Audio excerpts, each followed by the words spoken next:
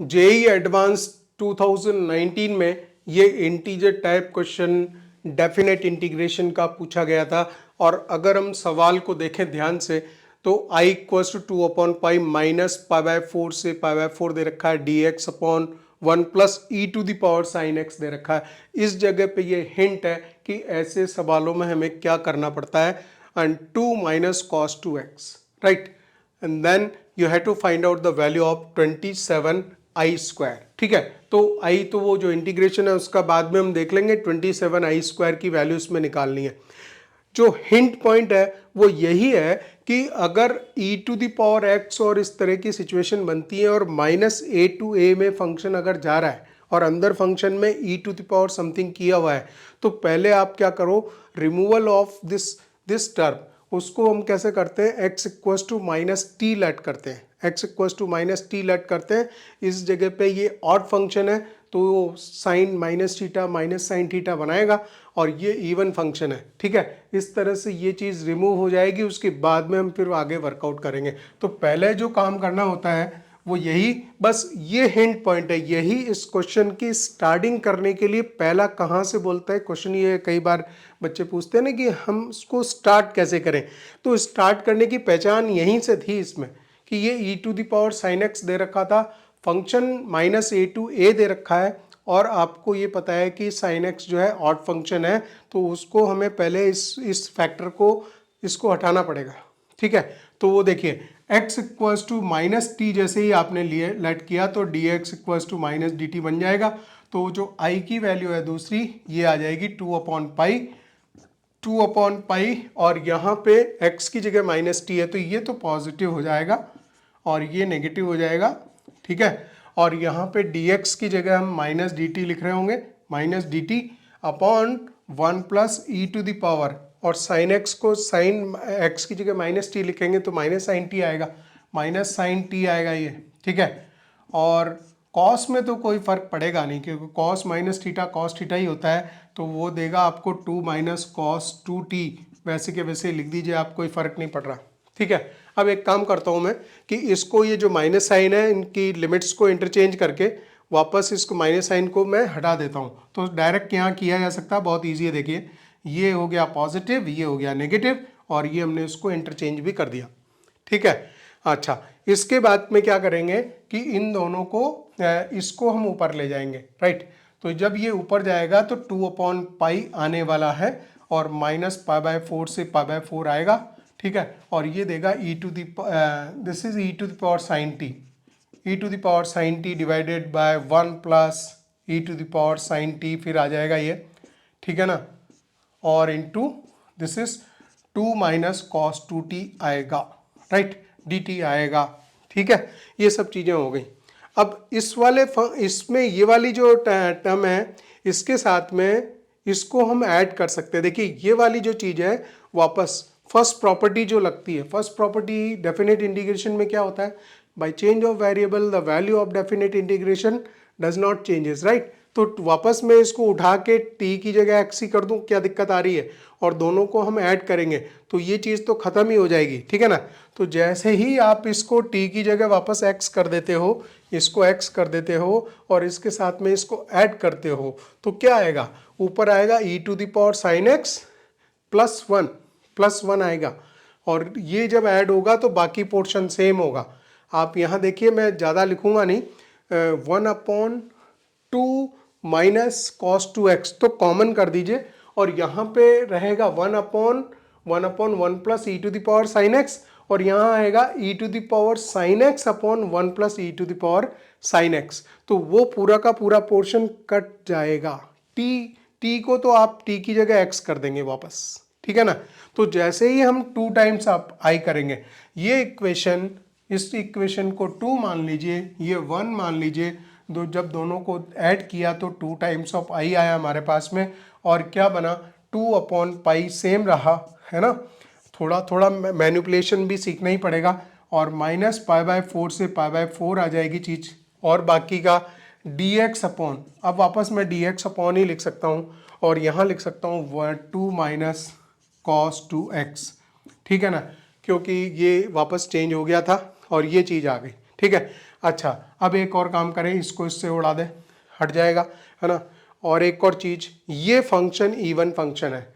Even function होने की वजह से क्या लिख सकते हैं, cos minus theta cos theta ही रहता है, तो माइनस ए टू ए जा रही है लिमिट, ठीक है।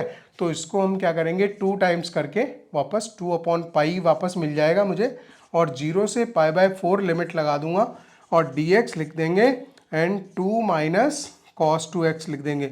ये सब डेफिनेट इंटीग्रेशन की प्रॉपर्टीज हैं। -a to a अगर फंक्शन f(x) हो and function is even, then you can write the 2 times of 0 to a f(x) dx। तो उसके अकॉर्डिंग हमने इसको लिख दिया, ठीक है।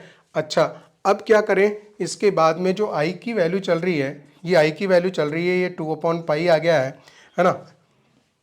इसमें एक काम किया जाए, 0 से π/4 इस कॉस को 10 में कन्वर्ट कर देते हैं, ठीक है। पूरा 10 में कन्वर्ट करेंगे, 10 का फार्मूला लगा लेता हूँ मैं, वो हो जाता है 1 minus ten square x upon 1 plus ten square x, 1 plus ten square x, ठीक है ना। तो ये वैल्यू दे देगा आपको 2/पाई दे देगा, 0 से π/4 कोई दिक्कत नहीं। 1 प्लस टेन स्क्वायर एक्स ऊपर जाके सेक स्क्वायर एक्स कर देंगे, सेक स्क्वायर एक्स dx हो गया, और ये देगा आपको 2 + 2 टेन स्क्वायर एक्स। एलसीएम जब लेके सॉल्व करेंगे तो 2 + 2 टेन स्क्वायर एक्स ये देगा, और यह देगा -1 प्लस -1 एंड प्लस का टेन स्क्वायर एक्स, प्लस का टेन स्क्वायर एक्स देगा, ठीक है। ये भी चीज़ें क्लियर हो गई। अच्छा, इसके बाद में हम आते हैं, ये जो हमारे सारे चल रहे थे वापस आई आ गया है, मतलब ये देखिए कितनी अच्छी बात है। 2i चालू किया था लेकिन वापस घूम फिर के वापस आई पे ही आ गए, तो अच्छी बात है कि यहाँ तक तो हमारा काम ठीक ठीक चल रहा है।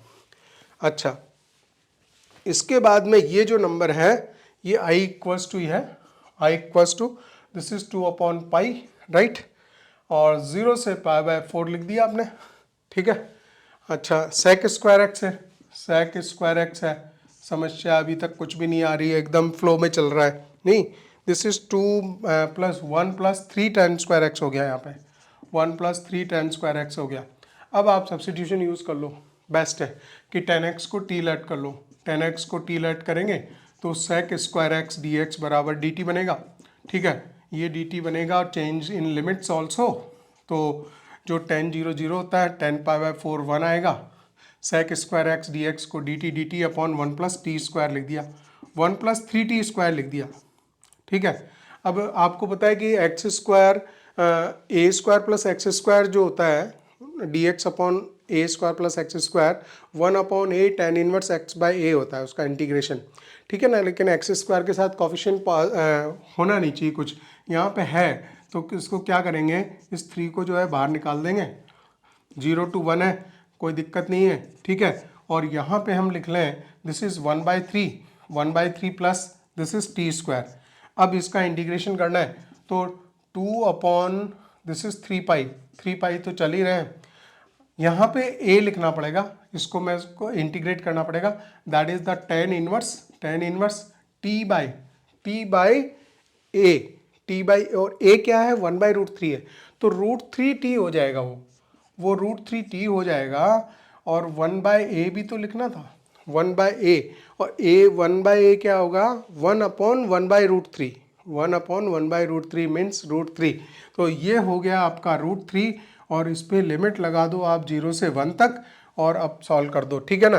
तो यहाँ पे जो सिचुएशन है, अभी हमें 27i² तक पहुँचना है, पहुँच जाएंगे, कोई समस्या नहीं है।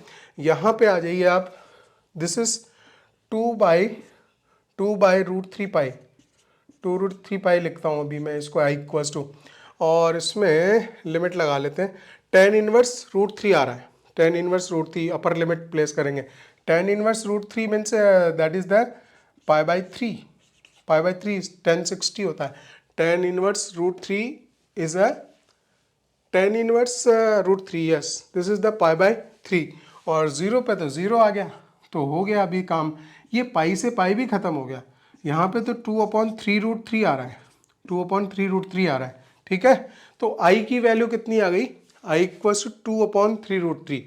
अब मैं i² कर देता हूँ, तो i² की वैल्यू हो जाएगी, i² हो जाएगा 4/9 × 3, है ना।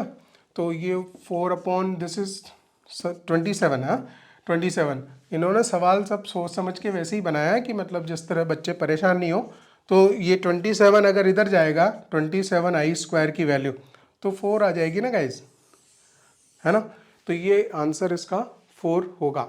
तो जैसे जी आप बिल्कुल सिस्टमेटिक चलते जाते हैं, आपको प्रॉपर्टीज सारी पता है, आपको चीज़ें दिखने लग जाती हैं कि अब ये यहाँ सब्स्टिट्यूशन यूज़ करना है, ऐसे करना है, आगे बढ़ाना है, फॉर्मूला ठीक लगा देते हो तो बिल्कुल सही आंसर पे पहुँच जाते हो।